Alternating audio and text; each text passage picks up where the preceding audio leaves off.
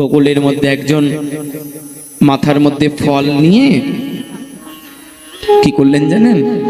এক ফলদেবী মাথার মধ্যে ফল নিয়ে চিৎকার করে বলছেন, কেউ ফল নেবে, পাকা পাকা ফল আছে। আর যখনই বলতে শুরু করলেন, শুরু করা মাত্র গোবিন্দ সুন্দরের কানে গেল। আর গোবিন্দ সুন্দর ছুটতে ছুটতে গিয়ে করজোর করে ফল বিক্রির সম্মুখে দাঁড়িয়ে বলছে, দাও আমাকে ফল, দাও আমাকে ফল।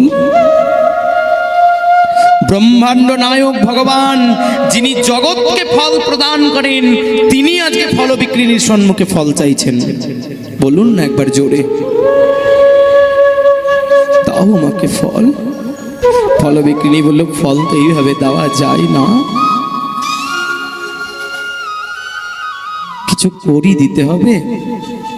গোবিন্দ সুন্দর বললেন, ও করি দিতে হবে না, বেশ বেশ, তুমি এখানে দাঁড়াও, আমি অন্দর মহলে যাই। ছুটতে ছুটতে গোবিন্দ সুন্দর গেছেন।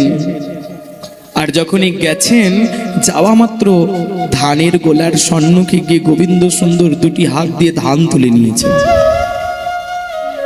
আর যখন আনছিলেন, হাতের ফাঁক দিয়ে ধানগুলো পড়ে যাচ্ছে, ধানগুলো সব পড়ে যাচ্ছে।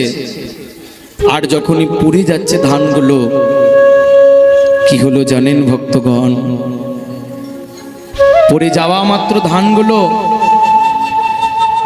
আজকে ফল বিক্রিনীর সম্মুখে গেল।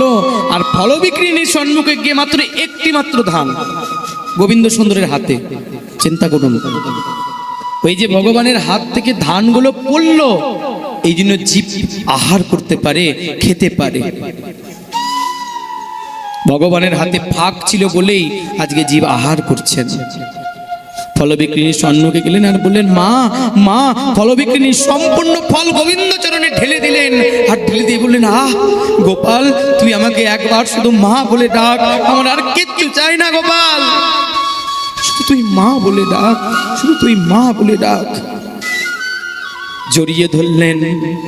আর যখন ওই জড়িয়ে ধরলেন, ফল বিক্রিনী যত ফল ছিল ভক্তগণ, শ্রীমদ্ ভাগবত বলছেন, যত ফল ছিল ডালার মধ্যে, সব ফল গোবিন্দ চরণে ঢেলে দিলেন। আর গোবিন্দ সুন্দরের হাতে থাকা একটি ধান, সেই ধানটি ডালার মধ্যে রেখে দিলেন।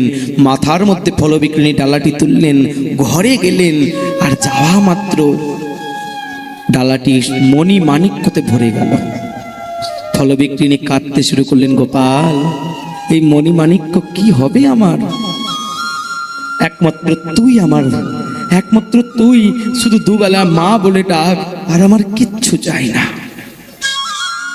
কিচ্ছু চাই না। সেই গোপাল ফল বিক্রিনীকে কৃপা করলেন।